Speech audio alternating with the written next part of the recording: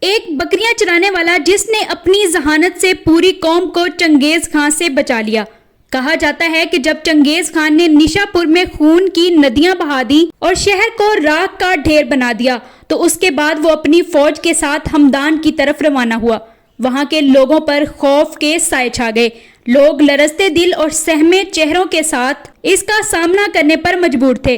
چنگیز خان نے سارے شہر کو ایک وسیع و عریض میدان میں جمع کیا جہاں ہر طرف خاموشی چھا گئی۔ اس نے بلند آواز میں اعلان کیا، میں نے سنا ہے کہ ہمدان کے لوگ نہایت سمجھدار اور فہم و شعور میں بے مثال ہیں۔ ویڈیو شروع کرنے سے پہلے آپ میرے چینل کو سبسکرائب کر لیں اور بیل آئیکن کو پریس کر دیں تاکہ آنے والی ہر ویڈیو کا نوٹیفیکیشن آپ کو ملتا رہے۔ میں تم سے ایک سوال کروں گا جس کا جواب اگر صحیح اور معقول ہوا تو تمہیں امان ملے گی، لیکن اگر تم نے میرے سوال کا جواب غلط دیا تو یہی میدان تمہارا آخری ٹھکانہ ہوگا۔ تمہاری تقدیر یہاں فیصلے کی محتاج ہے اور اگر تم غلط جواب دو تو اس میدان میں تم سب کو تہس نہس کر دیا جائے گا۔ اس کی آواز میں ایک دلی دھاڑ تھی جو ہر شخص کے دل میں خوف کی لہر دوڑاتی۔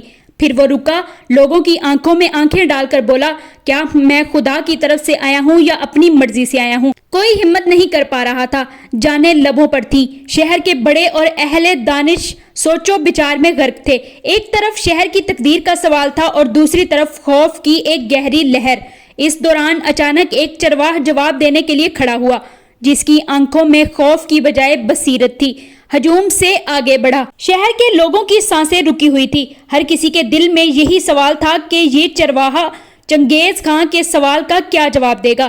چنگیز خان نے اسے غور سے دیکھا، پھر اپنی گرجدار آواز میں کہا، اگر میں جواب سنوں گا تو اسی سے سنوں گا۔ چرواہے نے نہایت دلیری سے چنگیز خان کی طرف دیکھا اور کہا، نہ تو تم خدا کی طرف سے آئے ہو اور نہ ہی اپنی مرضی سے آئے ہو، تمہیں ہمارے اعمال یہاں لائے ہیں۔ جب ہم نے اہل عقل و دانش کو نظر انداز کیا اور بے وقوفوں، جاہلوں اور چاپلوسوں کو عزت، اختیار اور قیادت دی تو پھر یہی دن دیکھنا تھا۔ تم ہماری نادانی، ہماری بے بصیرتی اور نا انصافی کا نتیجہ ہو۔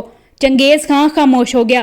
شاید اسے بھی اس سچائی کی گہرائی نے ایک لمحے کو ہلا دیا تھا اور چنگیز خان نے سب کو جانے دیا، قوموں پر چنگیز جیسے طوفان آسمان سے نازل نہیں ہوتے، یہ ان کے اپنے ہاتھوں کے بوئے ہوئے بیجوں کا پھل اور مکافات عمل ہوتا ہے۔ آپ کو یہ ویڈیو کیسی لگی؟ کمنٹس میں اپنی رائے کا اظہار ضرور کیجیے گا۔ ملتے ہیں آپ سے اگلی اور بہت ہی دلچسپ ویڈیو کے ساتھ، تب تک کے لیے اللہ نگہبان۔